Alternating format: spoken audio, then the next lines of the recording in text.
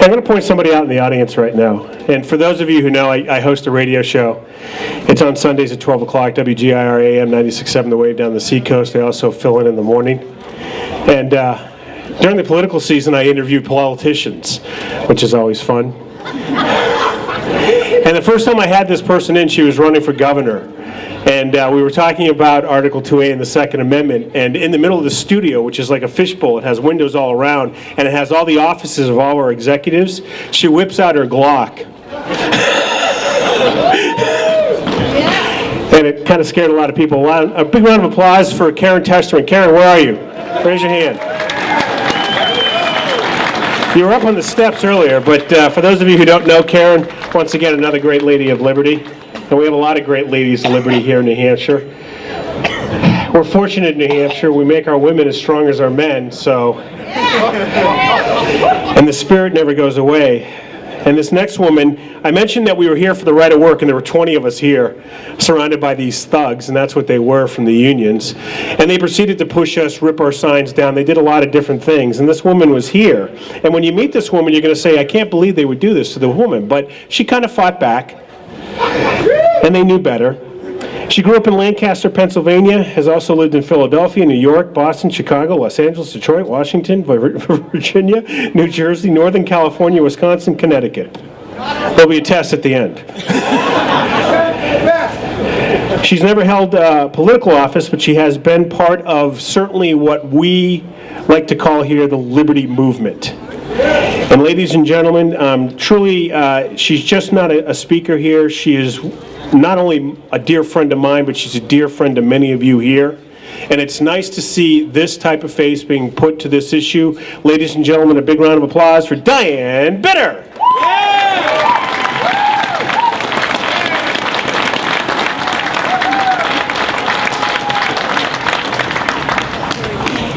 Hi, everybody. Can you hear me all right? Yeah. You've all seen this sign, right?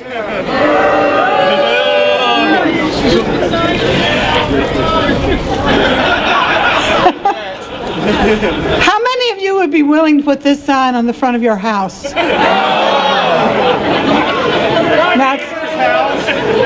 That's what I thought. Not too many of you, I'm sure of that. And yet we see this sign in many prominent places, and that's kind of scary. Right now what I want to talk about is the places where we do not see this sign. You can probably guess. Fingers are cold. You will not see this sign in front of a bank. You won't see this sign at a jewelry store. You won't see it in a courtroom or at the White House. You won't see this sign at the governor's mansion or in Washington, D.C. in front of the Congressional Office Building. You won't see it at the Super Bowl. You won't see it at the Olympics. You won't see it at the Academy Award presentations. And you will certainly not see this sign at the school attended by Malia and Sasha Obama. Oh yeah. Why don't you see this sign in those places? Because those places are protected by armed guards with guns. Imagine. So where do we see this sign?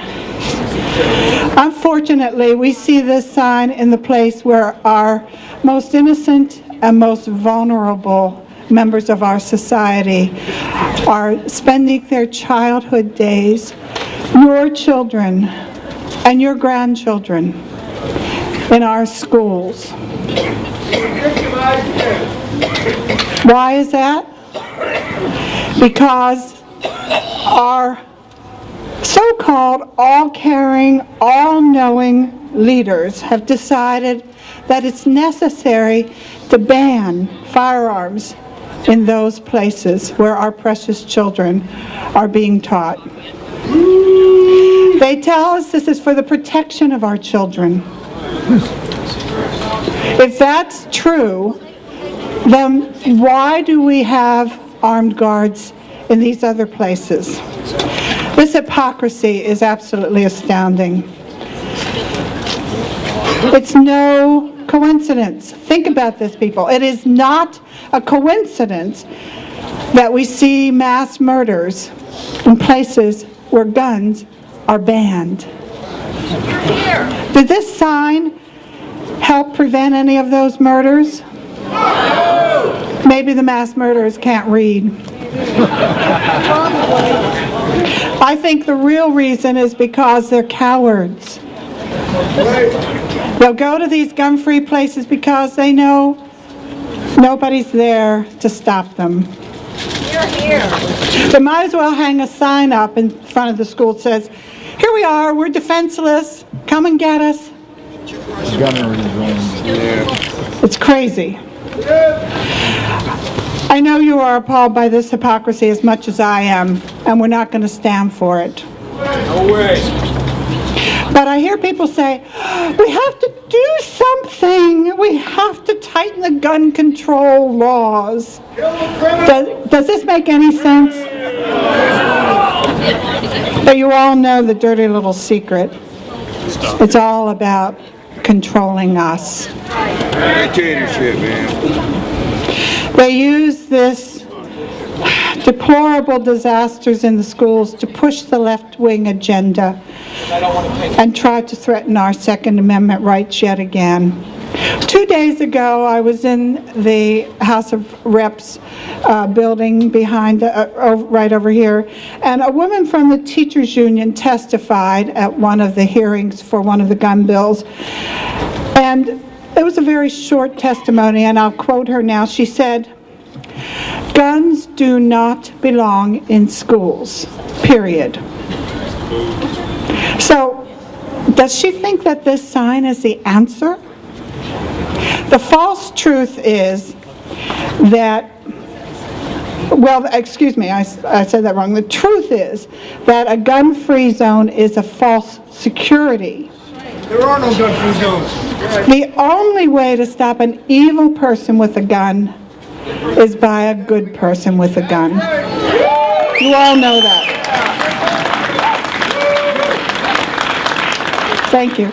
You all know that your right to keep and bear arms that's being threatened by these bills is about much more than just shootings in schools and protecting ourselves from people who will threaten us. What this is really about is your responsibility as free citizens. Without arms, we're just another population of slaves who can be used and abused in any way that our leaders see fit. So in closing, I want to share my favorite quote from Ronald Reagan. He said, "The most terrifying words in the English language are, 'I'm from the government and I'm here to help.'" You've all heard that. Beware of what the government comes and tries to do. Stand your ground, live free or die. Thank you.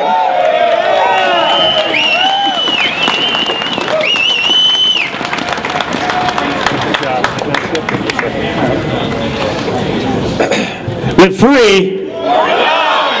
Outstanding. We're waking Concord up today, aren't we? I love DianeBitter. She's my favorite. And like I said, 20 of us sitting here surrounded by, it felt like the Alamo. And one of the protesters decided to nudge Diane a little bit because they didn't appreciate she was holding up this sign. And there was a few guys there with us who decided to nudge back.